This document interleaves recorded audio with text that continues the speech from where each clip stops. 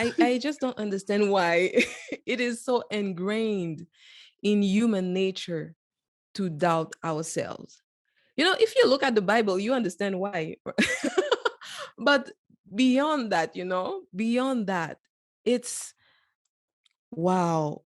Once we understand the value that is inside of us and we take it and we accept it, I believe there is nothing we can do, especially if we accept as well the fact that sometimes maybe you cannot do it on your own. It just means that you have to ask someone who already has the value and who is also the value, because we bring it up together. Yes. We bring it up together.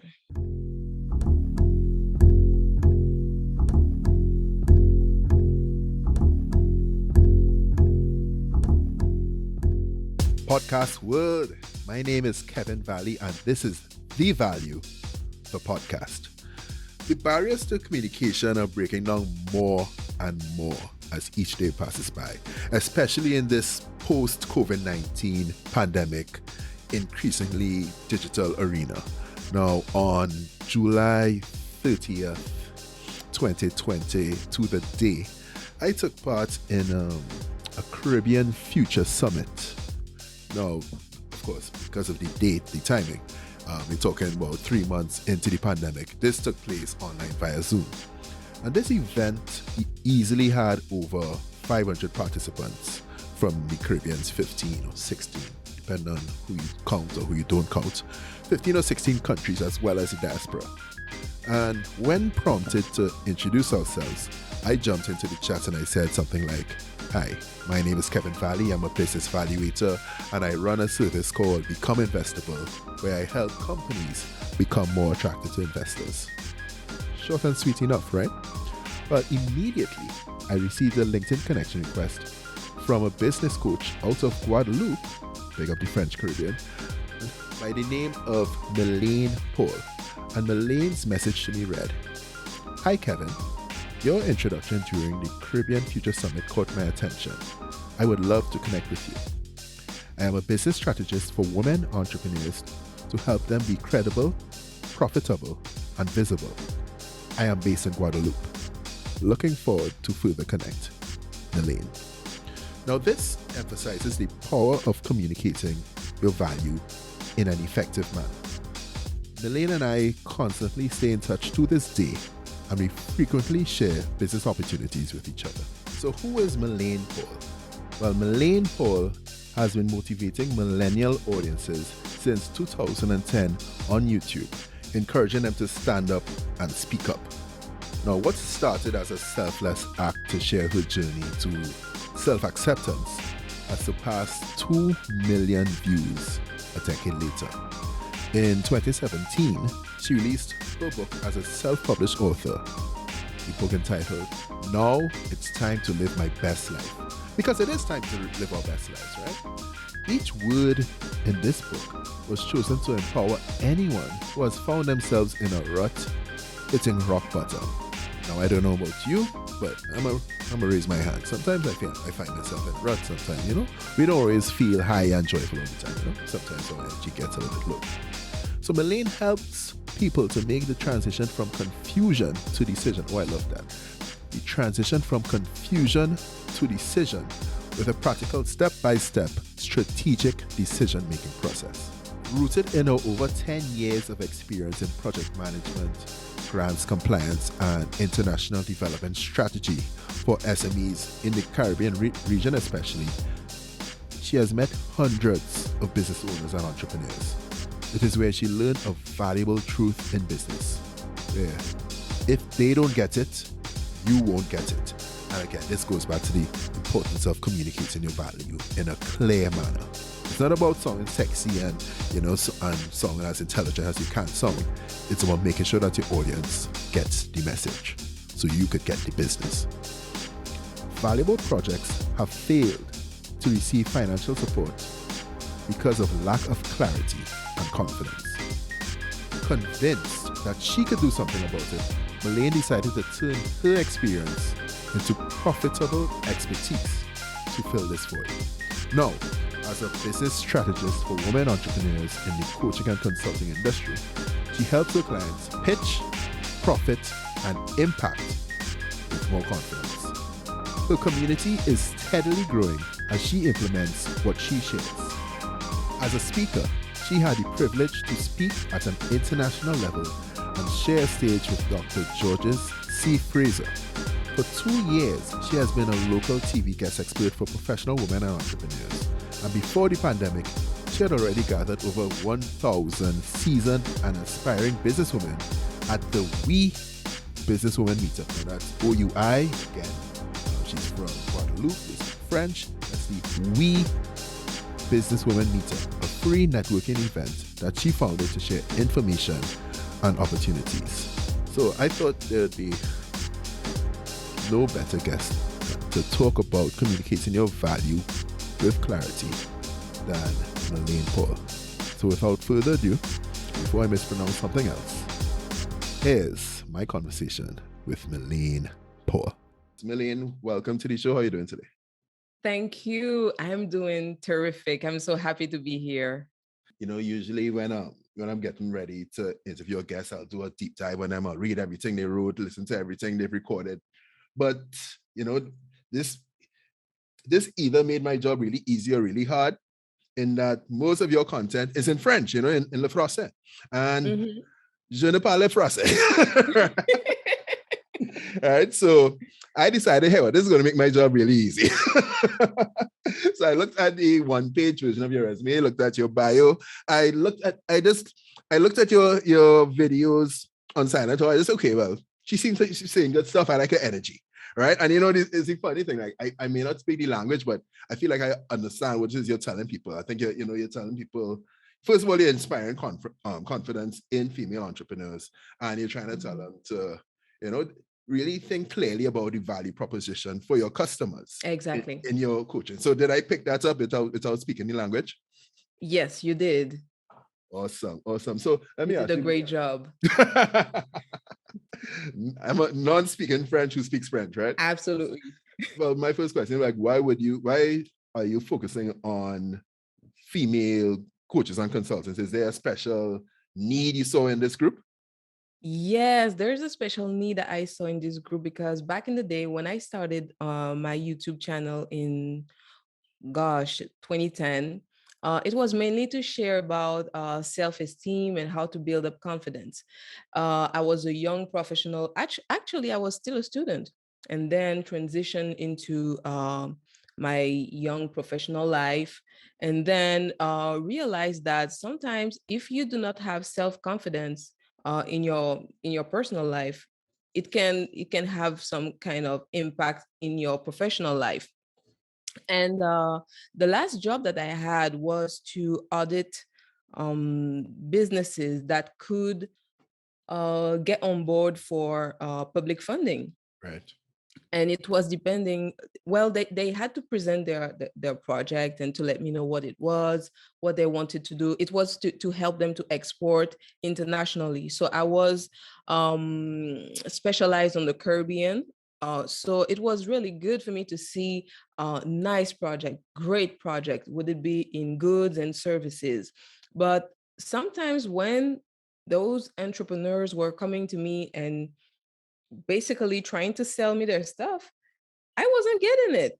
I wasn't quite confident, because it was a little bit rocky. Maybe you have a good product or service, but if you do not infuse this confidence, if you do not communicate and build trust, it can be hard for someone who's supposed to support you fully, because it seems like you are not supporting yourself, right?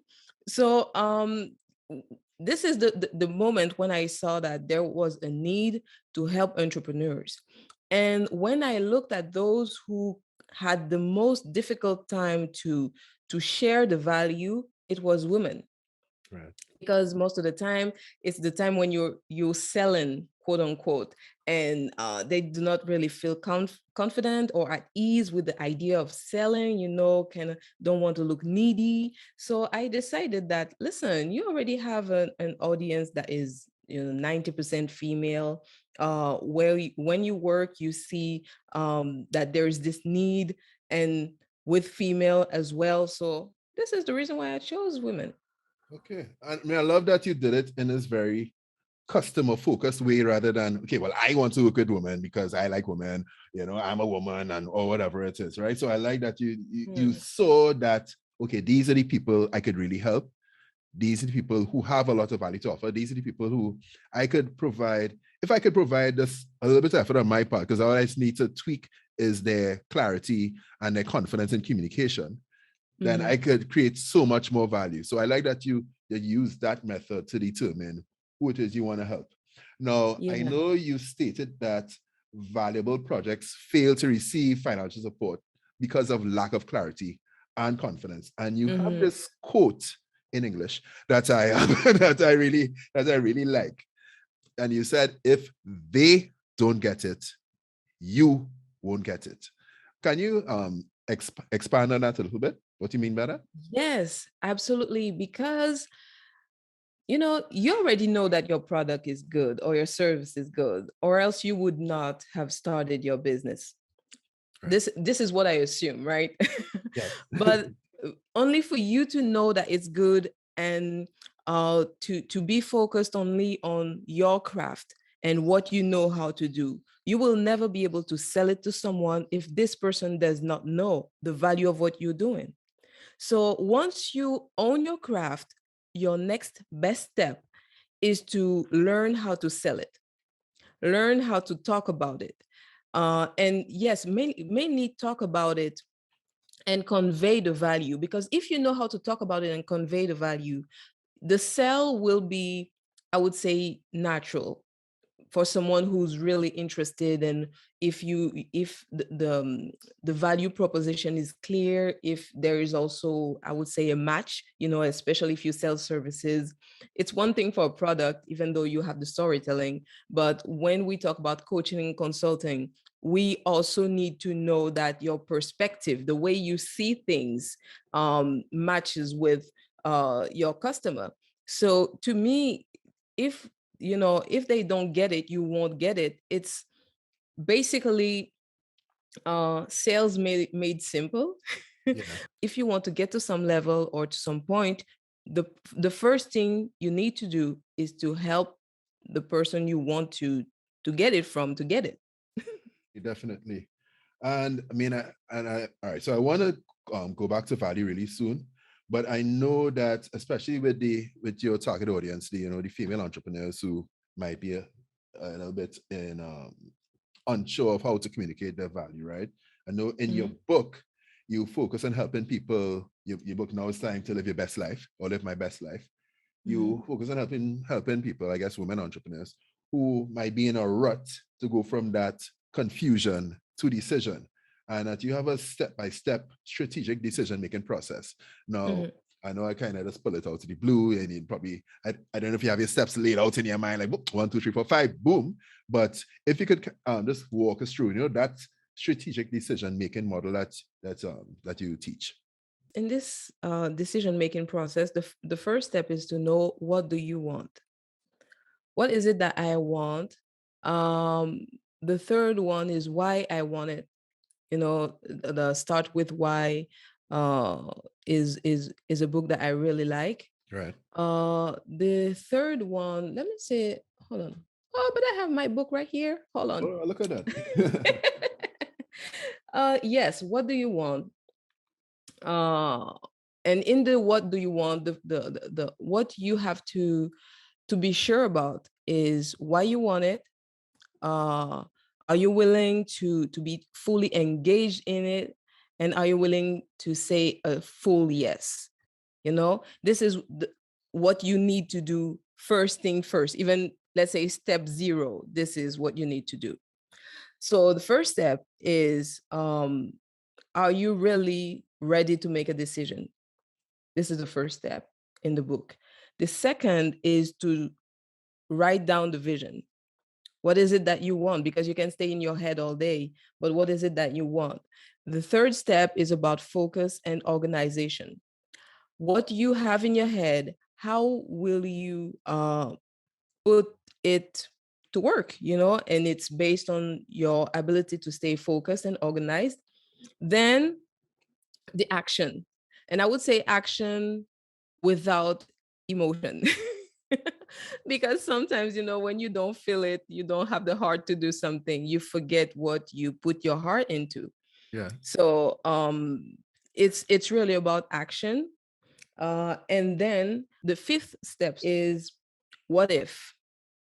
Because usually you draw your plan, you start to get to work, and then this is when these two words start to, you know, stay in your head. So what if?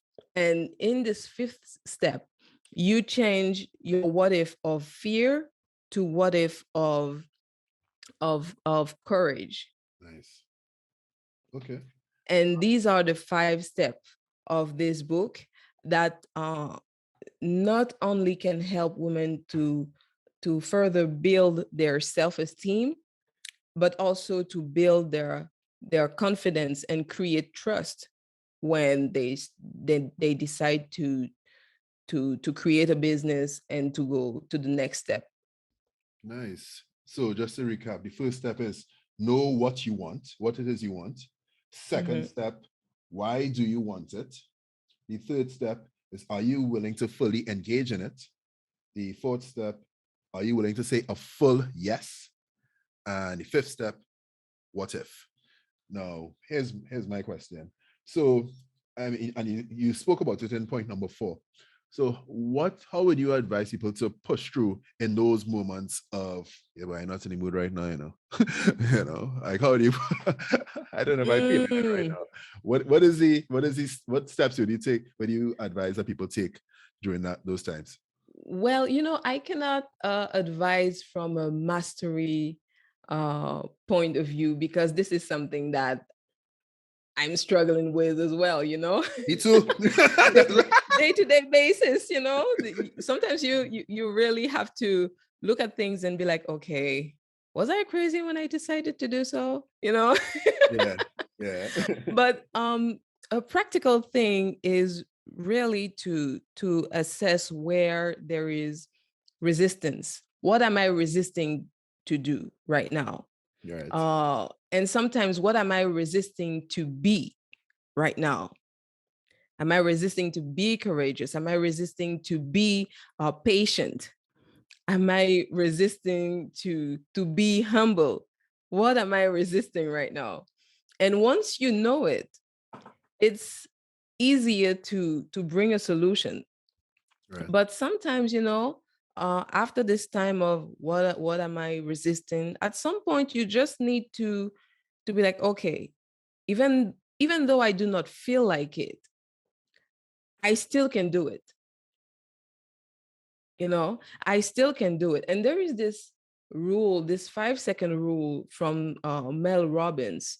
I saw her video years ago, and I listened to her audiobook lately. And basically, the principle is simple, you know, 5, 4, 3, 2, 1, and you put yourself in motion.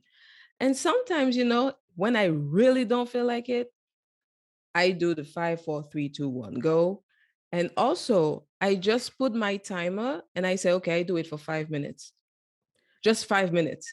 Even if I don't feel like doing it, I can still do something that I do not like to do just for 5 minutes.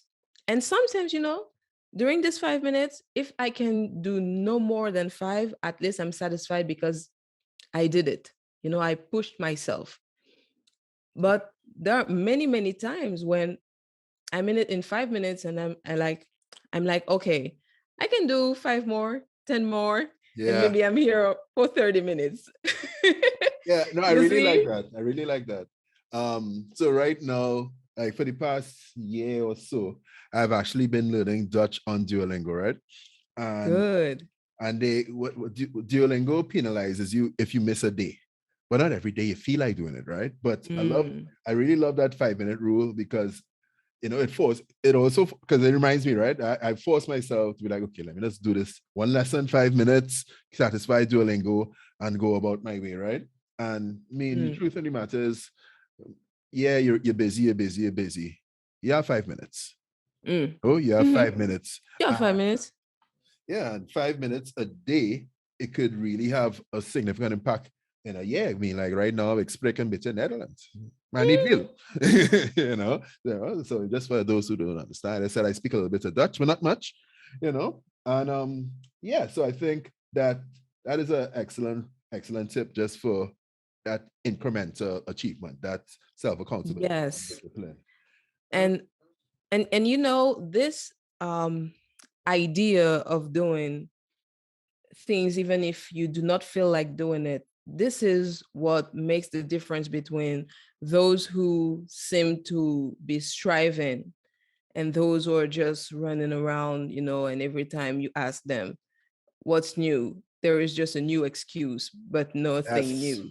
yes. You see? Mhm. And with my clients, I let them know that you will have times when you feel like giving up. You will have time when you will not even want to hear my name or see my emails or anything of that sort. But that's okay. That's okay, because it will just be a time period. This is just a transition for you to learn how to how to do things, because you are dedicated, because you're fully engaged in the process. And when we decide to sell something of deep value, we have to be willing to do the extra mile, Yeah. you know, and to go deeper into our craft, deeper into what we know, deeper as well in the way that we can communicate effectively with our community, with our clients, and to actually offer them the value that we really want to offer them. And just to make a point as well regarding the question you asked me for female entrepreneurship, the reason why I started this idea as well is because I grew up with my mother, and I have a younger brother, and I grew up as well with my grandmother, and I also saw that at some point there were things that I wanted to do when I was a teenager or when I was about to go to high school or university, but I could not because our family could not afford it. Mhm. And in retrospect, for me, it's still a good thing because, I've done something different and I've learned from it. But I also understood at this point that sometimes there are opportunities that we can miss because of lack of economic empowerment. Yes. And in Guadeloupe, and I believe in the Caribbean, and also I would say in the Caribbean, basically, uh, many times you have mothers who are at the center of a family, who do the best of what they can do, but sometimes who could go further, in their business, further than the lifestyle approach, to really create a legacy and create new opportunities. And I believe that when I look at the stats in Guadeloupe, you can have, let's say, 100 businesses created by women. But 3 years later, how many of them will still be there? And if my memory is correct, it was something like, I believe, 25% or something like that. And most of the time, it was because of lack of structure. And also for those with whom I've been talking with, they were like, yeah, I could not get paid properly. People didn't want to pay too much or something like that. Well, most of the time it was not that much about the price, but more about the perceived value. Yes. And this is the reason why, to me, uh, female entrepreneurship is so important, because there is legacy behind that. There is new opportunity behind that. Most of the time, women decide as well to create businesses, to have a change, make a mark, have an impact, social impact, environmental impact. And I want them to have that, and I want our society to be able to change based on these ideas that women have, and create new opportunities, new possibilities. So this is the reason why I do that. And just in case there's someone who's like, okay, but when you talk about female entrepreneurship, how about the men? To me, female entrepreneurship is not the end of it. It's just, I would say, a bridge, Right. so that we can we can work on equal, I would say, equal possibilities. May we.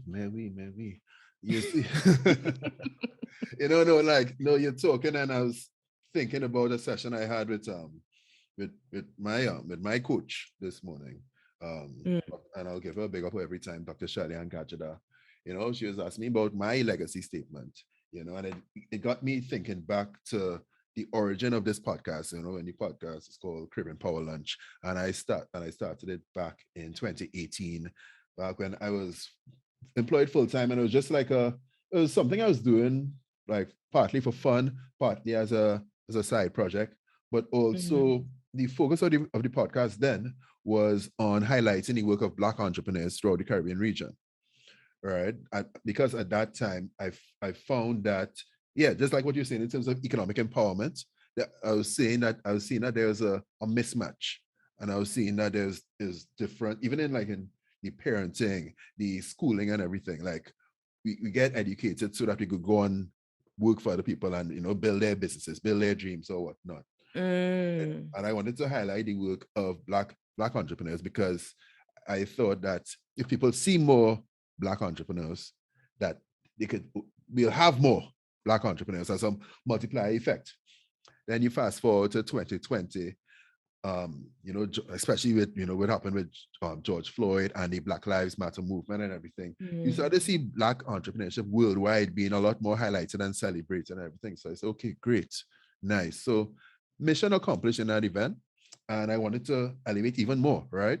So staying within the theme of economic empowerment and income inequality or whatnot, I'm looking at the Caribbean region, a region full of developing nations, right? And entrepreneurs within that nation, and within these nations, I wanted to help them, and especially through my work at Become Investable, I wanted to help them build businesses that scale globally, that make them globally competitive. mm. So I refocused the Caribbean Power Lunch brand to that. Now I want to think even more globally.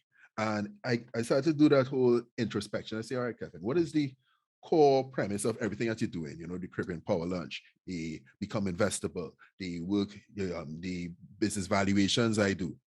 So I started to think, well, the focal point is value, right? So which is why I renamed my company to Kevin Value Consulting, right? And I'm renamed this podcast to Bring the Value, right? And then so I thought, so I'll just talk about my legacy this morning with Shelly. And I was thinking, well, it's definitely bigger than business valuation, right? I want my name and professional reputation to be synonymous with the word value. And that, so the legacy will include the company, Kevin Value Consulting, the assets that we build, the digital assets, and but all in all, utilizing the power of better businesses, improving businesses to improve lives, to create Mhm. jobs. And I think by doing that, then you create that sustainable wealth. So yeah, I mean, I think we're definitely aligned on that. And I think that might be why we're talking about value today, because I saw what you do, and I saw myself in what you do in a certain way. I was like, all right, it's really, we're all just trying to build value at the end of the Yes, day. And just yesterday, I know you told me you had three levels of value that you look at. I want to get into yes. that. So, you talk about absolute value, then relative value, and added value. Now, I know Mhm. you said absolute value is common amongst us. I mean, I have some thoughts on that too, but I'll let you expand on it.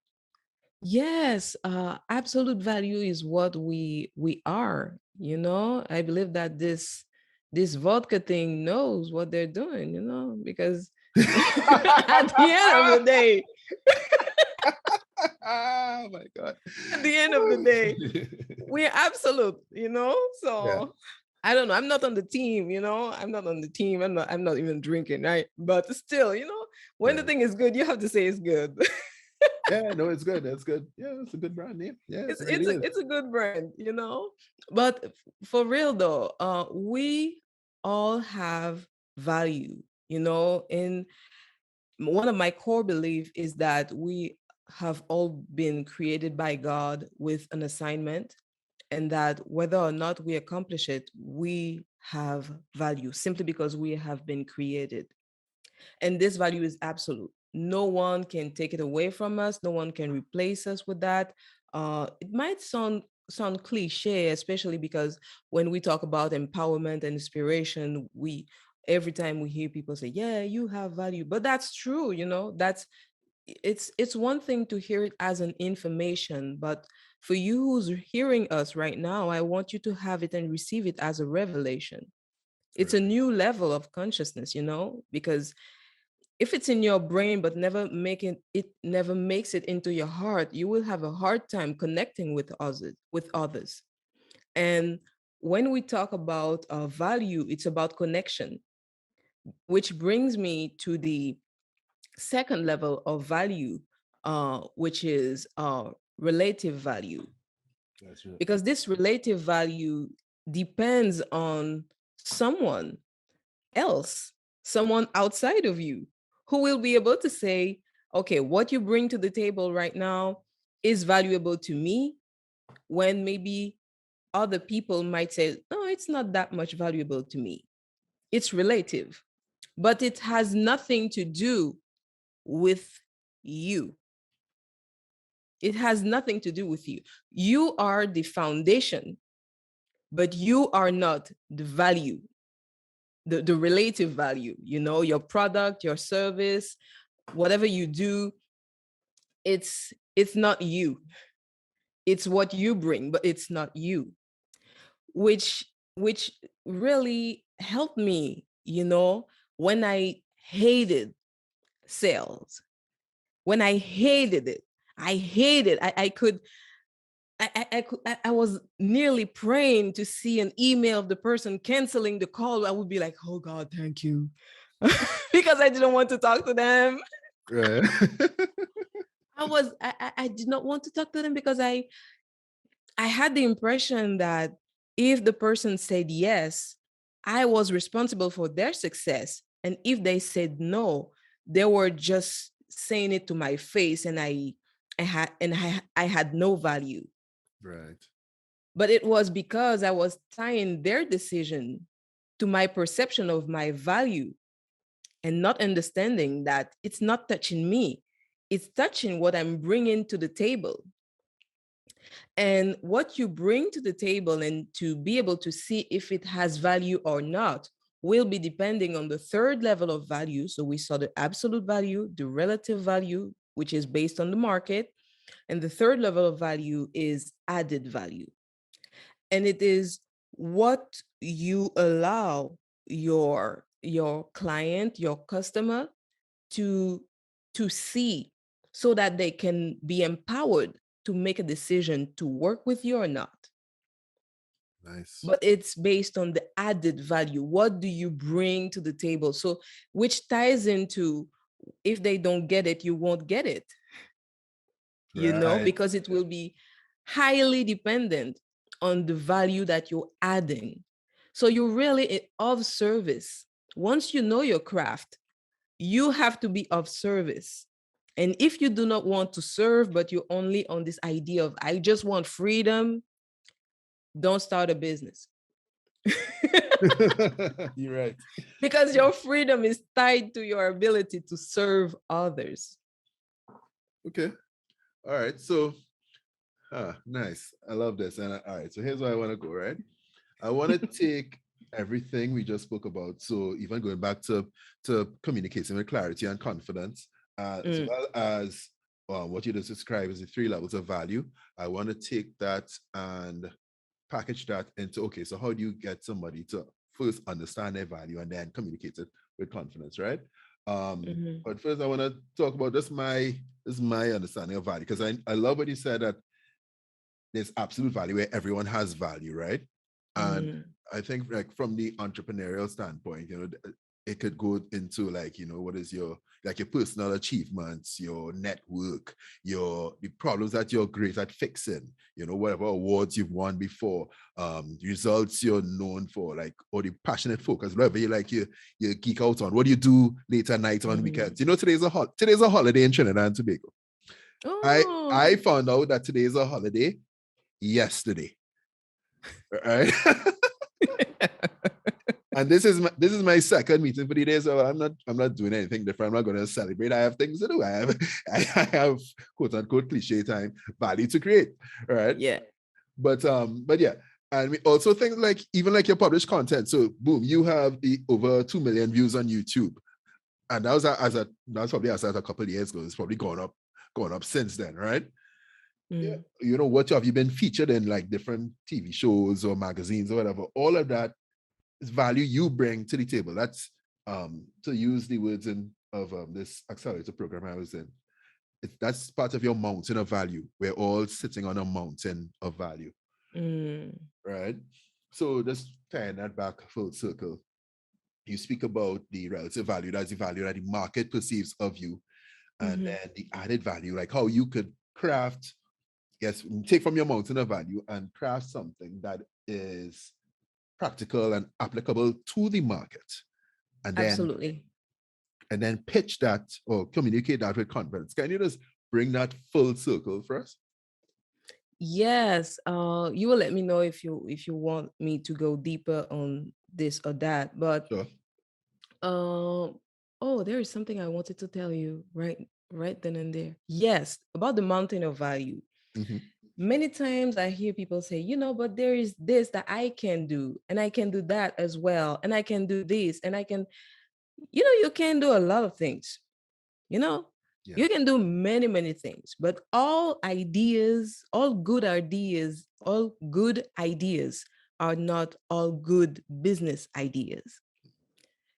And this is where we have to, you know, sometimes, just be wise enough to understand that even though you think this thing is bananas, everyone should have it, everyone needs it, everyone, if the market is not ready for it, it's not that it's a bad idea. Maybe it's not the right timing, maybe you can bring it to another segment, or but it's really about that, and if we want to create a lot of value, we have to value as well the feedback that we receive, and to be willing to listen, to be willing as well to put our ego aside and say, okay, no, these people are crazy, they don't understand how awesome my thing is.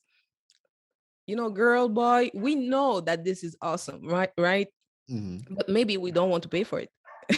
you know and that's it. So to me, with this idea of value, uh it's really about being willing to take a step back. At least, how can I put that? You have to take a step forward and to totally understand the value of who you are as a person, to fill yourself with this idea that you are the value as a person, Yes. but also to take a step back when you are creating a product, when you're creating an offer, so that you can go deeper, and sometimes to do it over and over and over again, because sometimes we can have high expectation. If I talk about the way I was seeing stuff when I started my business 5 years ago, to me, if I had two, three people saying, no, I'm not interested, or people saying, yes, I will buy it, but they don't buy it, to me, it was a total flop. I wanted to cry my eyes out because, to me, it was a failure. But right now, I have a total different understanding also in the idea that people need time to make a buying decision. So people are not waiting on me. I have absolute value, but I'm not the absolute focus on people. They Yeah. have life. They're thinking about their bills, they're thinking about Instagram, they're thinking about what they're going to eat tonight. They're thinking about their vacation. So it's not that personal. And I totally think, and this is something that I say to myself as well, the more you understand that you started, but it's not dependent on you, it will be way easier to lean in and to bring the highest value possible, because it's you just sparking it. Yeah. But after all, you are creating a relation with your customer and your clients. Nice. So, oh, well, I mean, I think you just covered that absolute and relative value and the added value there.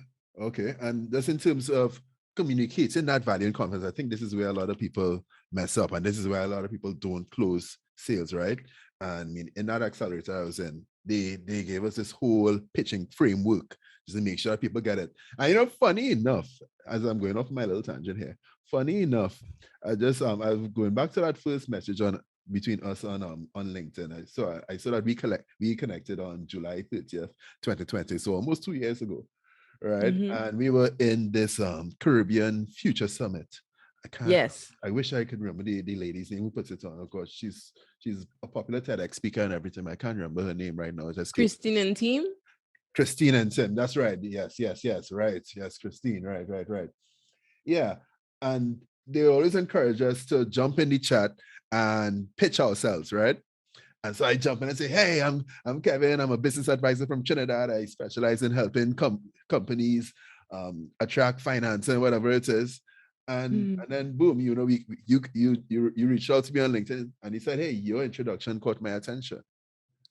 And I mean, not humble bragging so much here. That took a lot of practice. It was a result of being an accelerator that I was able to do that. Before that, I'll be like, Mm-hmm. "Hey, well, I'm this, I'm that, and the other thing." I like basketball, I Yes. like this. By the time you're done, you're like, "What I want from this man again?" Yeah. I don't even know what to do with this man. All right, you have a nice day, still. Too much information.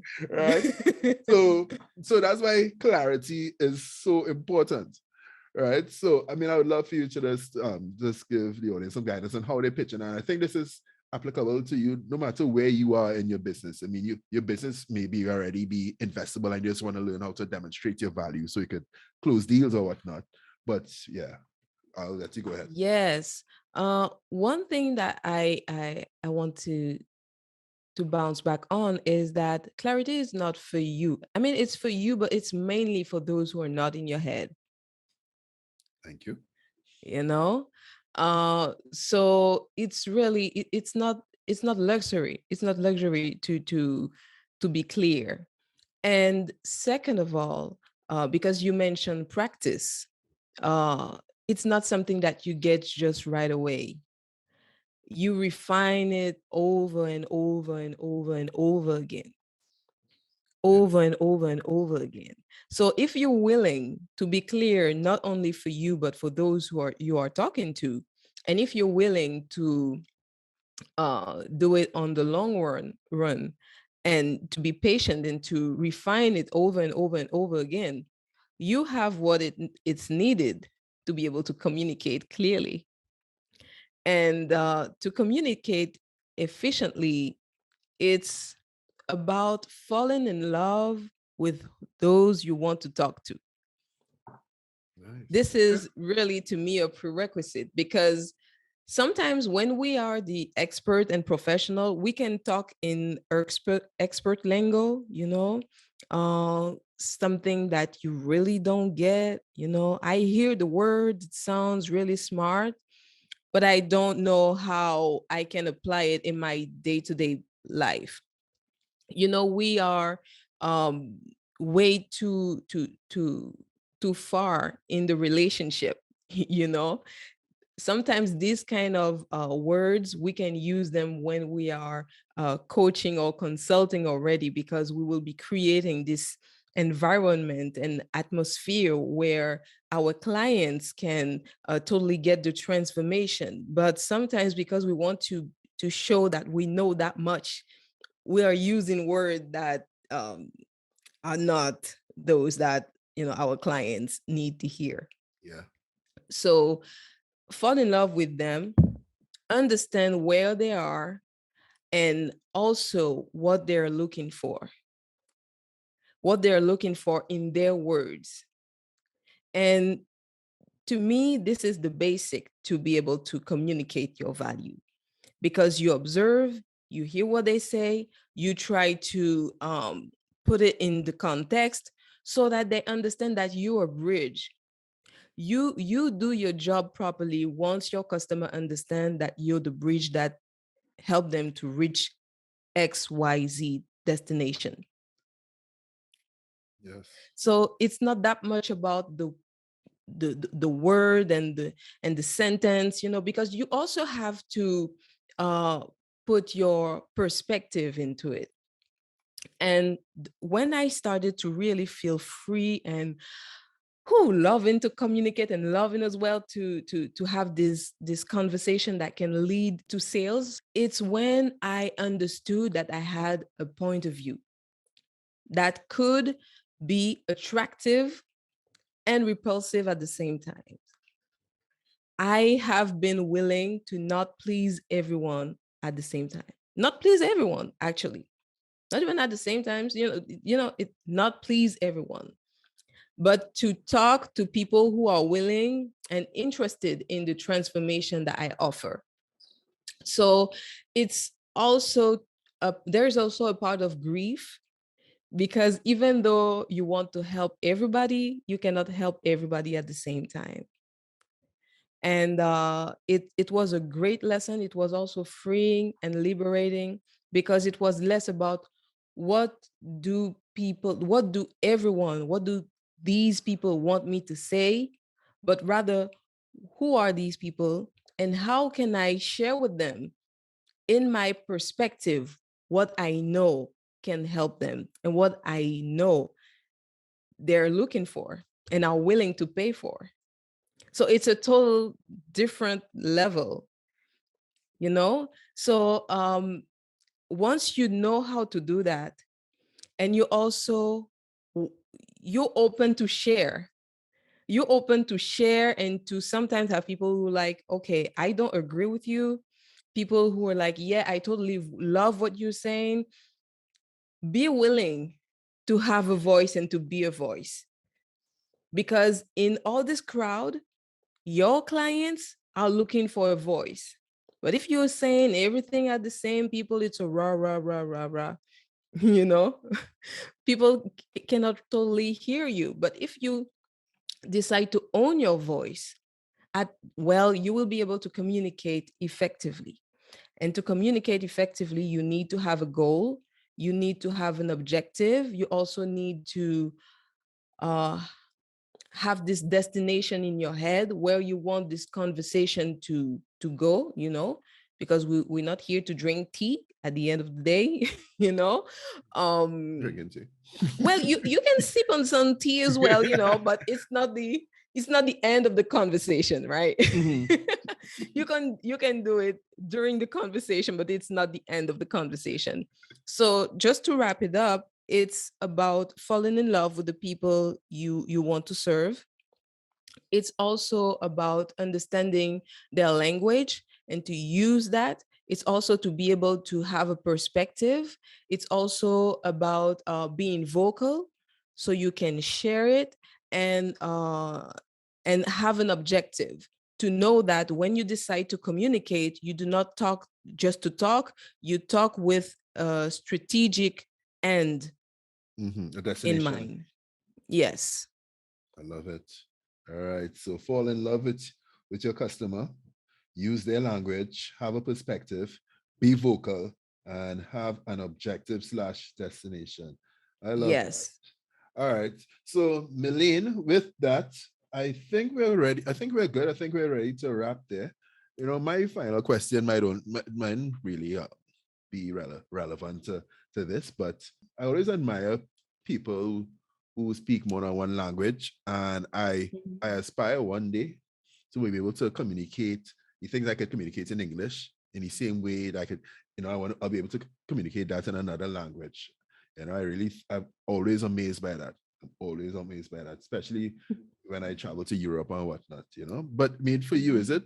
Do you feel like your personality is different in English than it is in French? Because I see when you're talking your French, you're bubbly and you're very expressive, and when you talk in English, is very focused and to the point. Yes, because it's more, I would say, intellectual work for me still. Even though I'm fluent, I still have to process and to see what I'm what I want to say, but my personality, I believe, is still bubbly. But if you ask my husband, he'll be telling you, okay, when you speak in English, it's like you have a different vibe. And I'm like, but this is still me. It's still me. So I also think that when I speak in English, because I also listen to, I have a lot of training in English as well. Right. This is a language where, when I speak in English, it's like it's to the core, because I also did a lot of work to learn this language. I Right. did a lot of work to learn this language. So every time I'm able to share something in English, it's, I wouldn't say emotional, but there is something in my spirit, because it's not by accident. You know, the way I learned English was with my school book Mm. and talking in front of a mirror. Oh wow. That's Okay. the only, you learn English at school, but it's like you learning Spanish in school. Yeah. You hear a little word, but at the end of the day, you're not Yeah. that fluent, right? Right. Right. Right. Yeah. Hola, you know, Yeah, that's it, right? that's it. Like me in French, yeah, man, we, yeah, I feel like I said something. Bonjour. Like bonjour, yeah, okay. Yeah. But I knew for some reason, oh, actually, because my neighbor was from Dominica, you Mm, know? I grew up in a neighborhood where you had people from Dominica, people from Haiti, St. Lucia. And this is what brought my love for the Caribbean, and the reason why I decided to study to UE, on Mona campus and Cave Hill as well. And yeah, I did that with what I had. I could not travel. I told you we did not have much money, so it wasn't to travel anywhere. Put right. food on the table first. You'll be traveling when you'll be a grown up. So yeah, that's I hope that you and the listeners of the podcast enjoyed my company, and you could feel the Definitely. bubbliness in my personality. Yes, definitely. I almost said But may I we love again, but I already used that up. it. No, this is really good. So, all right. Well, as you get ready to close, is there anything else you want to get out to the audience? Anything that I didn't ask you that you want to make sure that you really bring home for them? Yes, it's not even something you did not ask, but it's just to um, insist on the fact that they have value. And, and, very important, when you decide to share and bring the value, would it be in coaching, would it be in consulting, sell what you already master, what you already know, Mhm. you know? Elevate the caliber of what you already know, what you already have in your hand, but do not be like, okay, it's only when I will have this new skill, this new thing that I will be starting. Because in this new skill that you're looking forward to have, you will be a beginner. So you Yes. will not feel at ease to charge premium for something that you have no fruit or maybe a little fruit in it. So just look at what you already have. Be willing to elevate the caliber of your own look. Do not overlook what you already have. Nice. Because if you agree to see the value in what you already have, and you're like, okay, maybe right now I'm on a market that do not see a big value in what I bring right now, maybe you need to change the way you bring it. This relative value. Maybe you need to rebrand this added value that you bring in. But you already have something. Do not go and get a new hard skill because you think this is the only way you can sell your services. Maybe you just need to have more confidence, you know, and you also just need to be okay with the fact that you sell more than just this little thing, you know. Yeah. So that's really what I wanted to leave the audience with. You already have the value in your hand. Look at it. You already have the value in your hand, and do with what you have right now. Well, Milène, thank you very much. You definitely brought the value today. Can you tell us My where we can pleasure. find? Can you tell us where we can find you? Yes, you can find me on LinkedIn, on Instagram as well, and also on my website. So Milène Paul, it's Milene, and Paul, Paul. So Okay. you can find me on milenepaul.com or Milène Paul, Instagram, LinkedIn. Feel free to send me a DM or maybe a private message on LinkedIn. I will be more than happy to follow up this conversation with you. Awesome. All right, Milène. Thanks a lot for being on the show. Thank you, Kevin. Podcast world, there you have it. Communicating value with Milène Paul. Subscribe to The Value at thevalue.show. Give us a 5-star rating. Check us out on Spotify, Apple Podcasts, Google Podcasts, wherever you listen to your podcast. And with that, I will see you in the next episode of The Value.